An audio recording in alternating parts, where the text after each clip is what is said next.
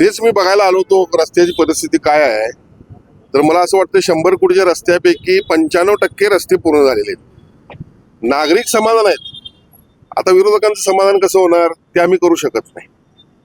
एकंदरीत जर बघितलं तर गेल्या 6 महिन्यामध्ये दिवस रात्र आम्ही काम केलं. आज कोल्हापुरातील सगळे रस्ते 100 कोटीचेच नव्हे, गल्लीबोळातले रस्ते अतिशय चकचकीत झालेले आहेत असं म्हटलं तर चुकीचं ठरणार नाही. लोकांच्या मध्ये संभ्रम पसरवायचा हेच विरोधकांचं काम आहे. त्यांना काय बोलायचं आपण.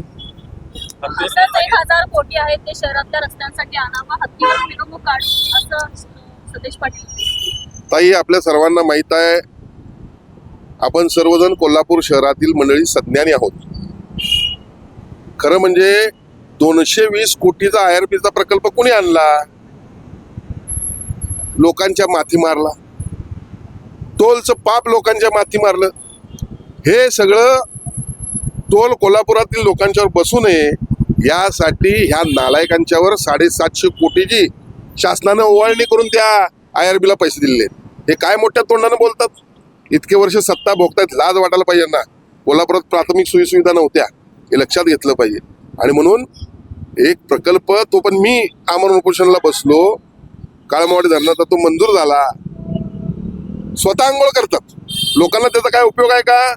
त्याचं पहिला त्यांनी काय ते सांगावं. दुसऱ्याची मापक काढू नये.